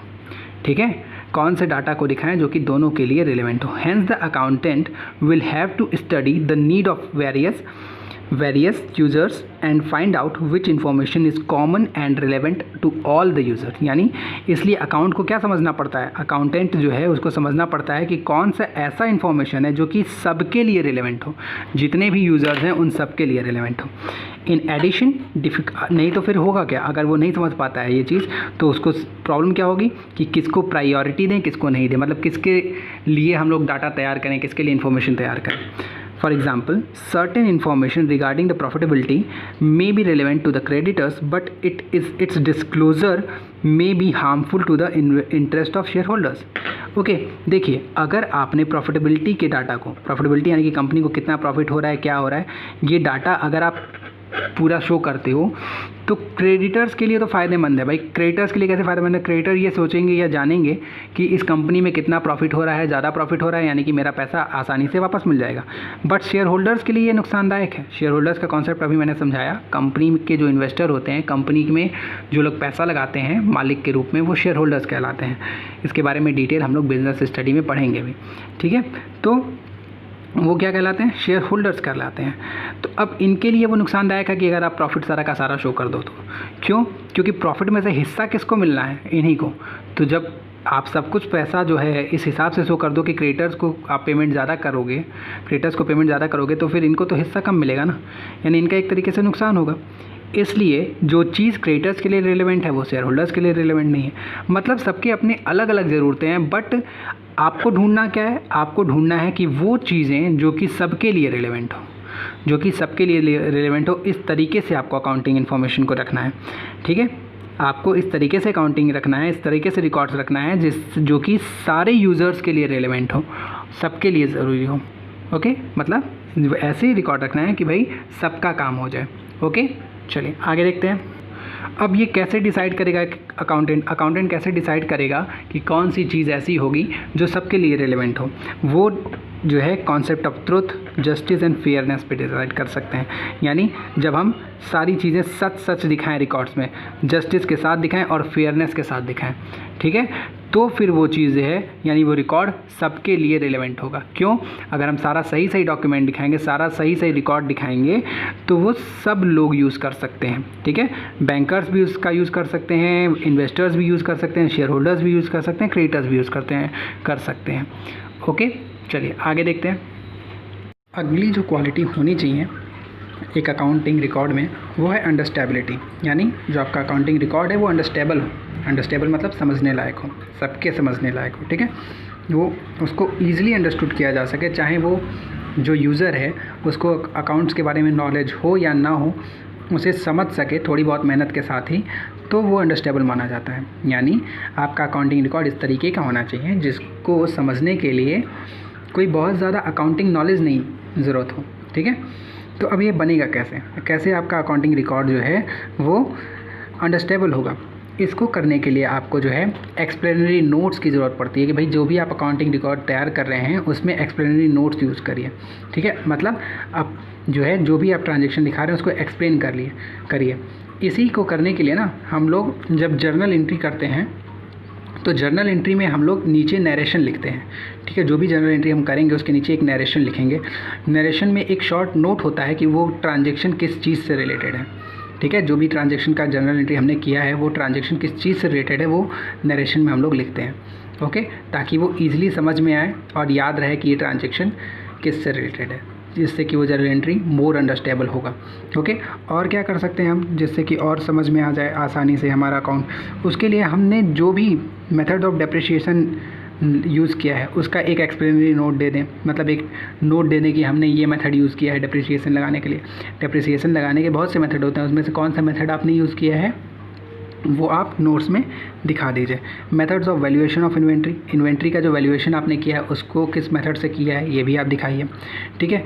डिस्क्रिप्शन ऑफ कंटिंजेंट लायबिलिटी को डिस्क्राइब करिए कि कौन सी कंटिंजेंट लायबिलिटी है आपकी, क्या होता है, इसके बारे में डिटेल हम लोग डिस्कशन करेंगे आगे। एक्सप्लेनेशन ऑफ रिज़र्व कि आपने रिज़र्व बनाया है तो किस लिए रिज़र्व बनाया है, कितना % रिज़र्व बनाया है, ये सारा कुछ एक्सप्लेन कीजिए नोट में। Comment on extra ordinary gains and losses, अगर कोई एक्स्ट्रा ऑर्डिनरी गेन या लॉस आपको हो रहा है, एक्स्ट्रा ऑर्डिनरी मतलब जो बिज़नेस से रिलेटेड नहीं है, तो उसकी उसके लिए आप कमेंट कीजिए कि ये कहाँ से हुआ है, कब हुआ है, ये सब कुछ detail. Disclosure of event occurring after the balance sheet date, ठीक है, यानी कोई ऐसा इवेंट जो कि बैलेंस शीट डेट के बाद हुआ है, बैलेंस शीट डेट के बाद अगर कोई इवेंट हुआ है तो उसको डिस्क्लोज़ कीजिए। इसके लिए हम लोग एडजस्टमेंट यूज़ करते हैं, ओके, जो कि जनरली बैलेंस शीट के नीचे लिखा जाता है, एडजस्टमेंट, ओके। तो यानी जो भी आपका अकाउंट है वो इस तरीके का होना चाहिए जो कि ईजिली हर कोई समझ सके, चाहे उसको अकाउंटिंग नॉलेज हो या ना हो, ओके। तो अकाउंटिंग जो है आपकी वो अंडरस्टेबल होनी चाहिए, अकाउंटिंग रिकॉर्ड्स जो है वो अंडरस्टेबल होना चाहिए, उसमें अंडरस्टेबिलिटी होनी चाहिए, ये एक क्वालिटी है। अब अगला देखते हैं हम कंपैरेबिलिटी, ओके, देखते हैं कंपैरेबिलिटी, ठीक है। देखो जो हमारा अकाउंटिंग रिकॉर्ड है वो कंपेरेबल होना चाहिए। कंपेरेबल मतलब कि उसको, उस रिकॉर्ड को हम कंपेयर कर सकें। कंपेयर किससे करना है, एक तो हम अपने ही अकाउंट्स के रिकॉर्ड को कंपेयर कर सकें प्रीवियस ईयर के रिकॉर्ड के साथ, यानी इस तरीके का होना चाहिए जिसमें प्रीवियस ईयर और करंट ईयर दोनों का फिगर मौजूद हो, प्रीवियस ईयर का और करंट ईयर का दोनों का फिगर जो है वो मौजूद हो, दोनों के डिटेल उस अकाउंट में मौजूद हो, ठीक है। फाइनेंशियल स्टेटमेंट इस तरीके का होना चाहिए जिसमें कि प्रीवियस ईयर और करंट ईयर दोनों के फिगर अवेलेबल हो, ठीक है, जिससे कि हम प्रीवियस ईयर और करंट ईयर के परफॉर्मेंस को कंपेयर कर सकें। और यही नहीं, सिर्फ और सिर्फ अपने ही अकाउंट को अपने ही बिजनेस को कंपेयर नहीं करना है, मतलब ईयर वाइज कंपैरिजन ही नहीं करना है, हमें कंसर्न वाइज भी कंपैरिजन करना है। कंसर्न वाइज यानी बिजनेस वाइज, यानी हमारा अगर कपड़े का बिजनेस है, ठीक है, तो अदर उसी तरीके के जितने भी बिजनेसमैन हैं, यानी कपड़े के जितने भी बिजनेसमैन हैं, हम उनके साथ भी कंपैरिजन कर सकें, ओके। यानी similarly the financial statement should be prepared in such a way that the profitability and the financial position of the concern may be compared with other concern of the similar type. यानी हमारा जो business है उससे related जितने भी businessman हैं उन सबके साथ हम कंपैरिजन कर सकें, इस तरीके का हमारा अकाउंट होना चाहिए। क्यों? क्योंकि अगर हम कंपैरिजन कर सकेंगे तो हमारी जो स्ट्रॉन्ग पॉइंट है या जो वीक पॉइंट है वो हमें पता चलेगी। जब हम अदर फर्म्स के साथ अगर कंपैरिजन कर सकते हैं तो हमें अदर फर्म्स का जो स्ट्रॉन्ग पॉइंट है या हमारा जो वीक पॉइंट है वो हमें पता चलेगा। और अगर हम प्रीवियस ईयर के साथ कंपैरिजन कर रहे हैं तो हमें ये पता चलेगा कि पिछले साल के कंपेयर में हम इस साल कितने स्ट्रॉन्ग हुए हैं, या पिछले साल के कंपेयर में हमने इस साल क्या क्या कमियां की हैं, ओके। तो ये सारी चीज़ें जो है इस तरीके से रखना चाहिए, इस तरीके से रिकॉर्ड रखना चाहिए कि वो कंपैरेबल हो, ओके।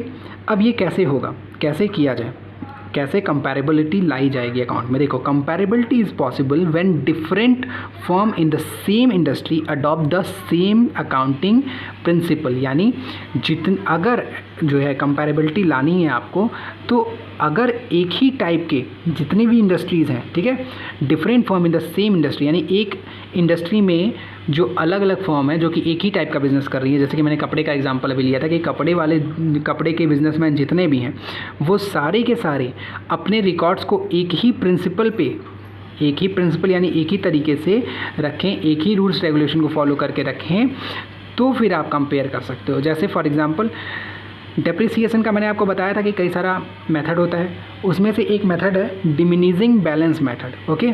अगर आप ऐसी इंडस्ट्री में हो या किसी ऐसी इंडस्ट्री में हो जो कि प्रोडक्शन इंडस्ट्री या फिर कुछ ऐसी इंडस्ट्री है जिसमें मशीन्स का यूज़ होता है, तो उस इंडस्ट्री में अगर सारे के सारे बिजनेसमैन जो हैं वो सब के सब डेप्रिसिएशन चार्ज करते हैं मशीन्स पे इसी मेथड पे, यानी कि डिमिनिजिंग बैलेंस मेथड पे, और सारे के तो क्या होगा, तो फिर आप कंपेयर कर सकते हो। क्यों? क्योंकि सारे के सारे एक ही मेथड यूज़ कर रहे हैं, ठीक है। It should not be change from year two year, यानी कि ये जो मेथड आपने एक बार सेलेक्ट कर लिया उसको बार बार चेंज नहीं करेंगे, ठीक है। यानी क्या होना चाहिए, जिस चीज़ का बिज़नेस आप कर रहे हो उससे रिलेटेड जितने बिजनेसमैन हैं वो सब एक ही प्रिंसिपल को फॉलो करें और हर साल उस प्रिंसिपल को चेंज ना करें, ठीक है। हर साल उस प्रिंसिपल को चेंज ना करें, एक ही मेथड यूज़ करें रिकॉर्डिंग का और हर साल उसको चेंज ना करें, जिससे कंपैरिजन पॉसिबल हो सके, इंटर फर्म कंपैरिजन भी पॉसिबल हो सके और साथ में इंट्रा फर्म कंपैरिजन भी पॉसिबल हो सके। इंट्रा फर्म मतलब ईयर वाइज कंपैरिजन भी हम कर सकें, ठीक है। इंटर फर्म यानी कि दो तीन फर्मों के बीच में भी कंपैरिजन पॉसिबल हो सके, और हम प्रीवियस ईयर हमने क्या रिकॉर्ड किया था, हमें क्या हुआ, हमें कितना प्रॉफिट हुआ था, इस साल हमें क्या प्रॉफिट हुआ, ये भी रिकॉर्ड कर सकें। ये कब पॉसिबल होगा, जब हम हर साल अपने रिकॉर्ड को एक ही रूल्स रेगुलेशंस पे या एक ही मेथड यूज़ करके रिकॉर्ड करेंगे। ओके, ठीक है। अच्छा एक चीज़ और, इसका मतलब ये नहीं है कि आप कभी मेथड चेंज ही ना करो, ज़रूरत के हिसाब से हम चेंज करेंगे। यानी अगर बहुत ज़रूरी है हमें अपने मेथड्स में चेंज लाने की तो हम चेंज करेंगे, बट उसके लिए अगर चेंज हम कर रहे हैं तो उसके लिए हम नीचे एक फुटनोट लिखते हैं। फुटनोट मतलब एक जो है, जो भी अकाउंटिंग रिकॉर्ड हम बना रहे हैं फाइनेंशियल स्टेटमेंट, उसके नीचे कुछ इन्फॉर्मेशन या कुछ जो है नोट लिखते हैं, जिसमें कि ये क्लियर मेंशन होता है कि ये चेंज क्यों किया गया है, ठीक है, और इस चेंज के होने की वजह से क्या असर रिकॉर्ड पे पड़ रहा है, ये सब क्लियर उसमें लिखा जाता है। ओके, तो जिससे कि हमारा डाटा जो है वो कंपेरेबल हो। कंपेरेबल कहने का मतलब हम अपने अकाउंटिंग रिकॉर्ड्स का अपने ही बिजनेस के रिकॉर्ड के पिछले साल के साथ भी कंपेयर कर सकें, और अदर बिजनेसेस जो कि हमारे ही जैसा काम कर रहे हैं, हमसे रिलेटेड ही काम कर रहे हैं, वो उनके साथ भी कंपेयर कर सकें। ओके, और लास्ट क्या है, फेथफुल प्रेजेंटेशन। लास्ट क्वालिटी क्या है, फेथफुल प्रेजेंटेशन। ये देख लेते हैं। फेथफुल प्रेजेंटेशन, तो जो भी आपका अकाउंटिंग इन्फॉर्मेशन या अकाउंटिंग रिकॉर्ड है, उसका प्रेजेंटेशन जो है वो फेथफुल होना चाहिए। ओके, फेथफुल होना चाहिए। चलिए, financial statements are required to show a true and fair view of the profitability. यानी जो फाइनेंशियल स्टेटमेंट इस तरीके से बनाना चाहिए हमें कि वो प्रॉफिटेबिलिटी का ट्रू एंड फेयर व्यू दिखाए। वो कैसे होगा भाई, तो वो इस तरीके से होगा जब हम इसको रिकॉर्ड करते समय, यानी कि फाइनेंशियल स्टेटमेंट बनाते समय अकाउंटिंग स्टैंडर्ड्स को फॉलो करें। Accounting standards, accounting principle, accounting concept and conventions को फॉलो करें, ठीक है। ये सारे चीज़ हम लोग पढ़ेंगे लेसन नंबर 3 में, क्या होता है अकाउंटिंग स्टैंडर्ड, क्या होता है अकाउंटिंग कन्वेंशंस, क्या होते हैं एंड प्रिंसिपल्स क्या होते हैं। ओके, तो इसके लिए क्या ज़रूरत है, फाइनेंशियल स्टेटमेंट बनाने के लिए ताकि वो जो है उसका प्रेजेंटेशन फेथफुल हो, उसके लिए आपको क्या करना होगा, अकाउंटिंग स्टैंडर्ड्स को फॉलो करना होगा।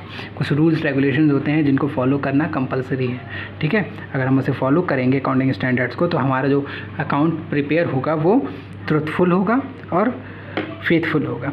Okay, financial position and cash flow of an enterprise, applications of appropriate accounting standard normally result in a financial statement portraying true and fair view of information about the enterprise। यानी अगर हम financial statement यानी कि cash flow statement, profit and loss account, balance sheet, ये सारी चीज़ें बनाते समय अकाउंटिंग स्टैंडर्ड का ध्यान रखेंगे, तो जो हमारा रिकॉर्ड है यानी कि जो फाइनेंशियल स्टेटमेंट है वो ट्रुथफुल, फेथफुल और सही बनेगा। ओके, तो ये सारा हो गया क्वालिटी या क्वालिटेटिव कैरेक्टरिस्टिक्स ऑफ अकाउंटिंग, ठीक है। क्वालिटी जो कि हर एक अकाउंट में होना चाहिए। अब इसी वीडियो में हम लोग जो एक छोटा सा पॉइंट है हमारा रोल ऑफ अकाउंटिंग, इसको डिस्कस कर लेते हैं जल्दी से। ओके, कि क्या रोल होता है अकाउंटिंग का बिज़नेस में। तो बिज़नेस में अकाउंट्स का क्या रोल है ये देखते हैं। देखो, पहले के ज़माने में अकाउंट्स को सिर्फ़ और सिर्फ जो है रिकॉर्डिंग के पर्पज़ से, ठीक है, सिर्फ और सिर्फ रिकॉर्डिंग के पर्पज़ से यूज़ किया जाता था। यानी ये माना जाता था कि अकाउंट का रोल सिर्फ और सिर्फ रिकॉर्डिंग करना है। लेकिन आज जबकि आपका बिज़नेस एनवायरनमेंट कॉन्टिन्यूसली चेंज हो रहा है, हमेशा नए नए चेंजेज आ रहे हैं, सोशल डिमांड बढ़ते जा रहा है, इस वजह से अकाउंटिंग का रोल जो है ना वो भी चेंज हुआ है, रोल भी चेंज हुआ है। और प्रेजेंट सिचुएशंस में क्या रोल है अकाउंटिंग का बिज़नेस में या सोसाइटी में, ये हम लोग आइए अब देखते हैं। पहला है रोल ऑफ लैंग्वेज। किसी भी लैंग्वेज का रोल क्या होता है, कम्युनिकेट करना, है ना। ऐसे ही अकाउंटिंग का जो पहला ऑब्जेक्ट कह लो या जो है रोल कह लो, वो लैंग्वेज का रोल होता है कि भाई ये एक लैंग्वेज की तरह से काम करता है, ठीक है। ये जो भी अकाउंटिंग इन्फॉर्मेशन है उसको कम्युनिकेट करता है इंटरेस्टेड पार्टीज़ के साथ। इसके बारे में डिटेल डिस्कशन हम लोग ऑलरेडी एक बार कर चुके हैं, दोबारा से बता दे रहे हैं कि अकाउंटिंग इन्फॉर्मेशन जो भी है उसको इसके यूज़र्स तक पहुंचाता है, क्रिएटर्स तक, क्रिएटर्स को, बैंकर्स को, इन्वेस्टर्स को, ओनर को, बिजनेसमैन को, ठीक है, मैनेजमेंट को, सबको इन्फॉर्मेशन प्रोवाइड कराता है, ठीक है। लैंग्वेज का काम यही तो है, इन्फॉर्मेशन प्रोवाइड कराना या इन्फॉर्मेशन लोगों तक पहुंचाना, कम्युनिकेट करना। तो ये लैंग्वेज की तरह से काम करता है। हिस्टोरिकल रिकॉर्ड, अब देखो जो भी ट्रांजेक्शन्स होते हैं उन ट्रांजेक्शन्स को अकाउंट्स में क्रोनोलॉजिकल ऑर्डर में रिकॉर्ड किया जाता है। क्रोनोलॉजिकल ऑर्डर कहने का मतलब डेट वाइज रिकॉर्ड किया जाता है, डेट वाइज कि किस डेट पे क्या ट्रांजेक्शन हुआ है, जिस डेट पे जो ट्रांजेक्शन हुआ है उस डेट के हिसाब से हम रिकॉर्ड करते जाते हैं, ठीक है, जिससे कि ये सारे ट्रांजेक्शन्स आपको जो है याद रहें। और यही नहीं, इन सारे ट्रांजेक्शन्स को आप स्पेसिफाइड रूल्स रेगुलेशंस का यूज़ करते हुए रिकॉर्ड करते हो, ठीक है, जिससे कि ये सारी चीज़ें आपके पास रिकॉर्ड में रहें, हिस्टोरिकल रिकॉर्ड आपके पास एक मेंटेन रहे, ठीक है, किसी भी फाइनेंशियल ट्रांजेक्शन्स का। अगला देखिए, role of determining the net profit. Net profit determine करने का भी इसका रोल है कि नेट प्रॉफिट कितना हुआ। इसके लिए आपको पता ही भाई हम लोग प्रॉफिट एंड लॉस अकाउंट बनाते हैं, ठीक है। तो बिज़नेस का नेट प्रॉफिट या नेट लॉस क्या हुआ, इसको डिटरमाइन करने का रोल किसका है? इसको डिटरमाइन करने का रोल भी हमारा अकाउंटिंग का ही है, ओके। अगला है role of determining the financial position, ये भी क्लियर है। इसको डिटरमाइन करना, फाइनेंशियल पोजीशन डिटरमाइन करने के लिए हम लोग क्या बनाते हैं? बैलेंस शीट बनाते हैं। बैलेंस शीट बना करके जो है हम बिज़नेस का फाइनेंशियल पोजीशन पता करते हैं, क्योंकि बैलेंस शीट में ही हम लोग अपने सारे एसेट्स, सारी लायबिलिटीज़ दिखाते हैं और इसका बैलेंस शीट को बना करके हम अपना फाइनेंशियल पोजीशन बताते हैं कि भाई इस समय प्रेजेंट में हमारे बिज़नेस की वैल्यू क्या है।